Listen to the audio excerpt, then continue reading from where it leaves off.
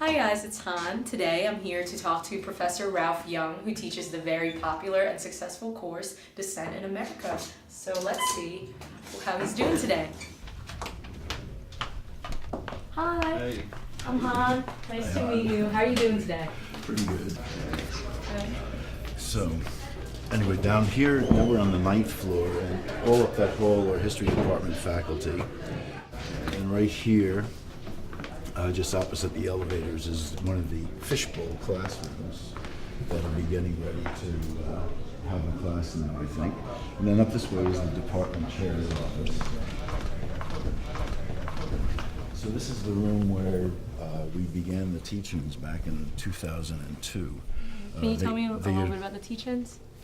Well, they evolved out of my Descent in America class, and back in 2002, the first class, we were in another classroom in this building with about 20 students, and we were talking about women in the 19th century and how Margaret Fuller had said that in every man is the feminine principle and in every woman is the masculine principle. And we got into a big discussion about that, and then suddenly everybody was talking about what's happening today and the women's movement today and gender relations. And I looked at my watch, and we were 15 minutes beyond the class time. Wow. Normally students are packing up 5 minutes ahead of the end of the class, but nobody had budged. And everybody was contributing to the conversation. We wound up spending an extra hour that day. I suggested, why don't we open up our Friday discussions to anybody in the university community? And the students really liked that idea. We decided to call them teach-ins. From that point, it just took off, and it's been quite a phenomenon. When the semester came to an end, the students wanted to continue them in the next semester, and we continued doing that. By that time, we had moved from the classroom into this Weigley room here. But eventually, and some of the teach-ins that we had, this room was crowded. People were sitting on the ledge over there by the window and sitting on the floors, and every chair was taken. Is it every Friday, or is it like once a week? No, every Friday from 3:30 to 5. Oh, okay. All semester long. Because that sounds interesting. Yeah. The We usually Army have, one. well, you guys should come to one of the teach-ins. But since 2000, I've been full-time at Temple. I've taught intellectual heritage. I've taught various U.S. history courses like the U.S. Survey and recent American history. But the major course that I do now is this Descent in America, which I started at in 2002 for the honors program. But then it got so popular that it became a regular course at Temple.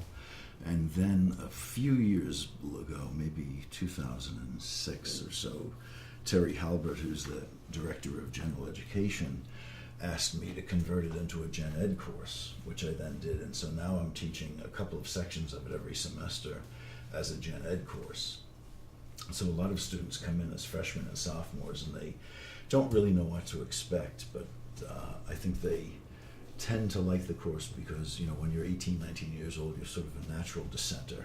You're protesting against your parents and authority and everything else at that time. I know it's quite a popular course. I was wondering, how did the course develop? Originally, when I developed it, was sort of a kind of an on-the-job training thing. I tended to think of dissent as primarily, what was happening in the 1960s, since I'm kind of a product of that time, and certainly a big part of the course is the counterculture and the anti-Vietnam War movement and the civil rights movement. But the more I got into it, the more I realized that there was tremendous amount of dissent all through American history. And dissenters have built on the ideas of those who went before. When Martin Luther King was in Birmingham jail and wrote his famous letter from Birmingham jail, he's basically quoting from, among other people, Henry David Thoreau and his ideas that he had written in Civil Disobedience back in the 19th century.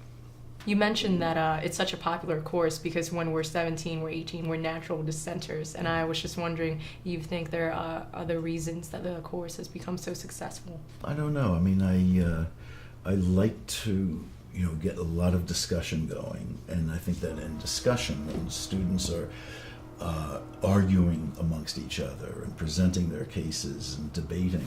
I think that's where most learning really takes place, not just by having somebody tell you something, but kind of working it out for yourself. At one point during the semester, I'll bring my guitar in and show them how protest music has evolved, and how it basically comes out of the Anglo-Saxon, African-American slavery tradition. Is like a mixture of a lot of things that came together in the antebellum period. When I first started the course, I would, kind of Xerox things or have them look at things on the internet, because I wanted students to be reading the words of the dissenters, the people who made this history, not just the words of historians interpreting it. I want the students to interpret it.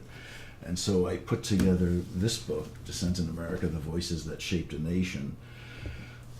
This came out around 2005, and this is the major textbook for the class. I write introductions to all the documents, and I have essays kind of explaining the general historical developments during a particular period.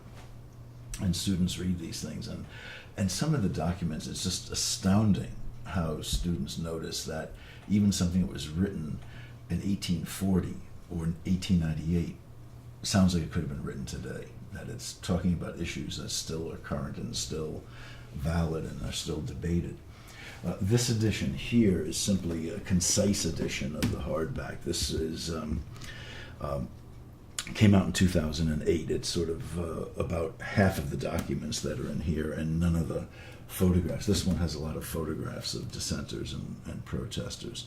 And the idea that the publisher had was to make a more portable edition of the book that people could actually take with them on demonstrations when they need to get inspired about what previous dissenters had done. Kind of handy to have around. Yeah, a little bit easier to carry than the hardback. Well, it sounds like a really wonderful course. So what would you say is your favorite part about teaching it? Oh, my favorite part, I would say, is when each day when the course comes to an end and I just see in the eyes of the students that they got it, and that people are still standing around in little knots talking about what we have been talking about in class. Or sometimes as I'm walking out of the classroom and walking down the hall, a couple of students might be walking in front of me or behind me, still engaged in the conversation. And of course, for me, that's what teaching is all about. It's not just about the classroom, it's about kind of taking it with you wherever you're going. We're not, we're all never too old to continue learning. We should be learning all the time. As Bob Dylan once said, "He not busy being born is busy dying." And that's kind of the whole thing about education too, that you've got to be learning every day. It's where growth and your own potential comes to the fore. And when I see that I've had some little impact on that, that's what makes teaching worthwhile. All right, well, thank you very much for your time. Well, thank you. Thank you. Nice to have met you.